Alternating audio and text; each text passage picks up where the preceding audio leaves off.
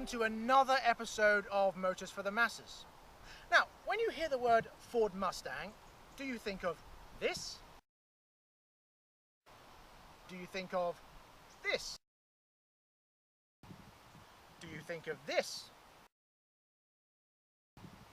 Do you think of this? Do you think of this?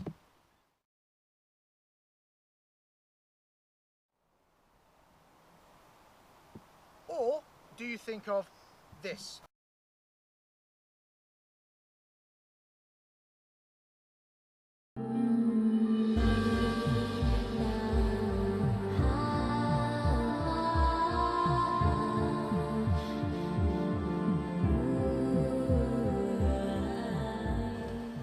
Now this is the 1967 Ford Mustang, and this particular car comes with a 289 4.7 litre V8 engine.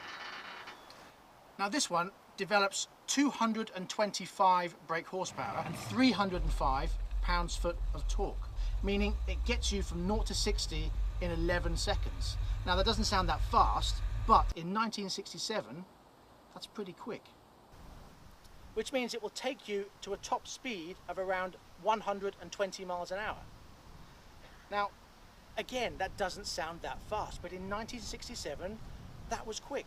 And in a car like this, you don't want to go any faster. Now, in 1967, this car was, and still is, very sleek. It stands at just 1.3 meters high, 4.6 meters long, and 1.8 meters wide, with a whopping 10 inches of ground clearance. What's it like to drive? So let's find out. Well, inside, it's what you'd expect for a classic car. It's old, the wooden feel is lovely. Nothing better than a wooden steering wheel in your hands. And it drives like you'd expect a 60s Mustang to drive. The steering action is actually quite vague. You know, you move about and you sort of wallow all over the roads, but that's not what this car's about, is it? This car is nostalgia. This car is bullet. This car is beautiful. You just cruise along, arm out the window, hoping that everyone's going to look at you. Because let's be honest, it's a car to pose in. And I love it. I don't care that the seat is low. I don't care that the steering wheel wobbles about. I don't care that the brakes are at best solid.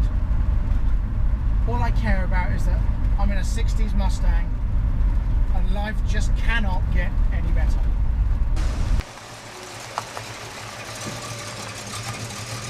Beautiful.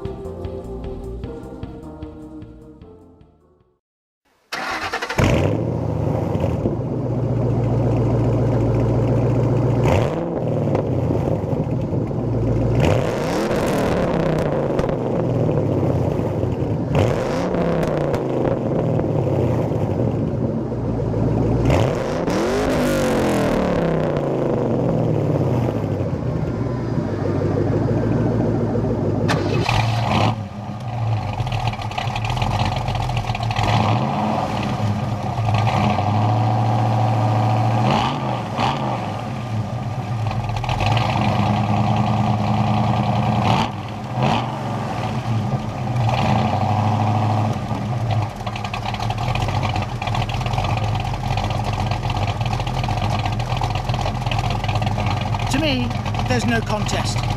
This wins every time.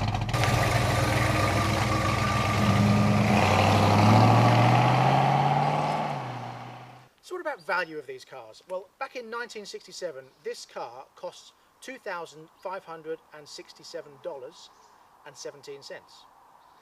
In English money, that's £1,991. Translation, that's $18,635.60. But all that's irrelevant, really. I mean, although in today's money it was $18,000, you can still buy this car today for £20,000. That's about $28,000. So these are never going to lose money. They're always going to go up in value.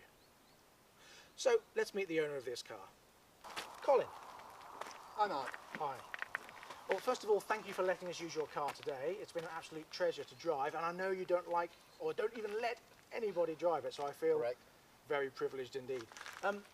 First of all, why did you buy a Mustang? At the time, 10 years ago, I'm into rock and roll and dancing, looking for a Mark II Zodiac from my era. Missed a couple, this one cropped up. The last car I had before I got married, Mark III Zodiac, blue with blue interior. This came along, it was gorgeous. The year really didn't make any difference. I just loved it, I had to have it. Okay, so being a 67 wasn't as important as owning a blue Mustang with blue interior? Not at the time, but looking back on it now, having said that, there was a guy, USA at Wyndham, I told him about the car and he said it just ticked all the boxes. It was a fastback, it has got a lovely arse, but it had everything. Okay. So yeah, there was no point in looking anywhere else. So I note you mentioned arses there. What is the thing you really like most about this car? I do like the profile. I do like her rear, I must admit. That does look good. Just about everything. Okay, good. Probably the only thing that could be better is the wing mirrors. They are rubbish. You can never get them to lined up, so you can get to do. But apart from that, she's gorgeous. Obviously, being a classic car, wing mirrors are pretty useless. Yes. Right. Yeah, even if they're on the wings, those are on the doors. You get them on the wings, they vibrate, and they're rubbish. Absolutely. Well, okay. Thank you very much once Thanks, again. Mark. Okay, thank you. Well, that brings us to the end of another episode of Motors for the Masses. Thank you very much for watching. Please tune in next time when we'll be back with another car. And until then, drive safely and see you later. Bye-bye.